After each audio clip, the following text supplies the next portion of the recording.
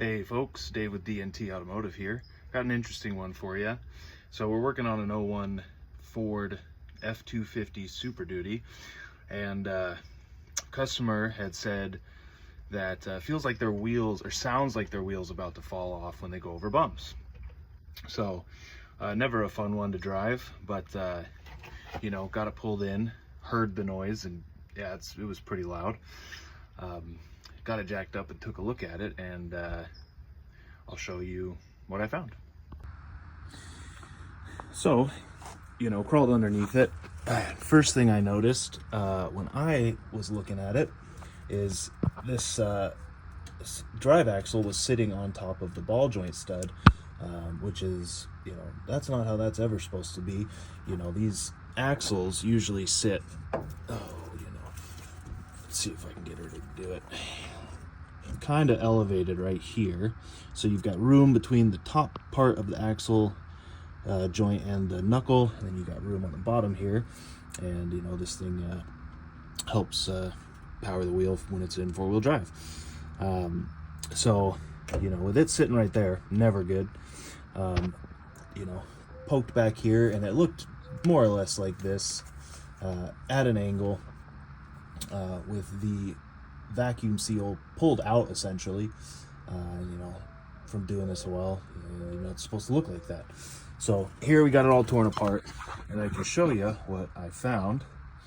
So first things first, we're seeing an insane amount of wear on this axle, and the culprit was this section right here. There is supposed to be a snap ring that sits in this groove and kind of holds this axle outwards inside the wheel bearing assembly, which is right here, and it keeps it taut so that everything, it's held in the differential, it's held in on this end, keeps tension on it so everybody stays straight. Well, I found that snap ring sitting, instead of in that groove, about out here. So the axle had essentially walked back, allowing for that slack down there, so when you go over bumps, that thing was just making a hellacious noise.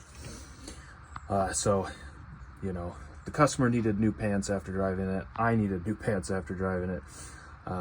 It took out a bunch of other stuff with it. Here we got the new one, the new wheel bearing. And as you can see, you've got these nice needle bearings for that axle to ride on. The one we pulled out. You spot the difference. So we're going to go back together with this. We're going to put in a new U-joint, a new end shaft on this axle, new wheel bearing. Wheel bearing was toast, took out the rotors and pads with it. And she'll be good to go. Moral of the story being, 5 minutes of going back through and double checking everything you did can save the customer a lot of money and a lot of trouble. I don't think I've ever seen a snap ring walk itself off like that. Usually, from my experience, somebody was in here doing something, some sort of repair, and they put that snap ring on and just never slid it back into the channel that it's supposed to lock into. And so who knows how long it was like that before it finally, pulled all the way out. But it's really unfortunate that, you can do a job 95% perfect. But if you're not, that last 5% causes a lot of problems down the road. So this vehicle is newer to this customer. It's likely that whoever owned it before them was the one, they did it themselves, or they took it to a shop that just didn't have the quality standards that you need. So it sucks, but that's the way it works. Spend the 5 minutes, do it right, no more trouble down the road.